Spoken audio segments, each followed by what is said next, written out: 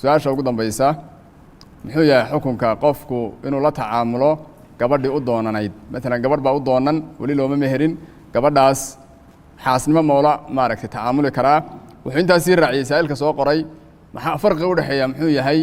gabadha waanu ku siinay iyo waanu kuu meherinay ma isku midunba mise farqi baa u dhexeeya falyatafadal sheekh maxamed su-aashan kale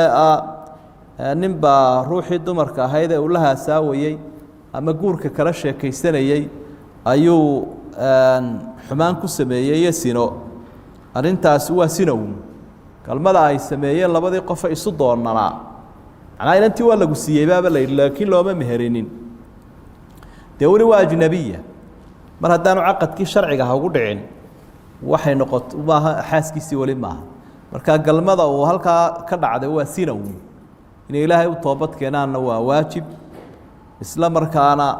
si saxa ay isu mehersadaan maxaa u dhexeeya siinta iyo meherinta waa arrin runtii u baahan dee dadku waxay sheegaysaa in aqoontii diintu ay yar tahay siintu waa iyadoo lagaaga jawaabay codsigii inanta isii ahaa waa ijaabatu lkhidba inantii hala isiiyo waa lagu siiyey waxaa macnaha duntii baa kugu xidhan laakiin kuma mehersano xalaal kuma aha marka waa in la helaa caqadkii sharciga ahaa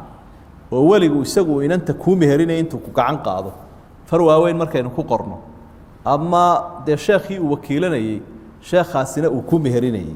marka kor haddaanu caqadkaas dhicin iyo guntintaa heshiiska ah aliijaabu walqabuul baa la ydhaha xagga sharciga oo guntintaasi aanay imanin siintii laguri inanta waa lagu siiyey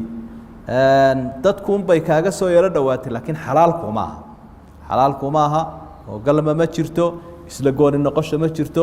sidii dumarkii ajaanibta ahaa ee kale ee meelaha joogun bay la mid tahay marka dad badani runtii siintaa way ku logo-aan ilaa guurkaa xalaasha iyo caqadkaa la gaadho meherkaa sharciga ah inta ka horeeya xalaal maaha galmada iyo mucaamaladu wallahu aclam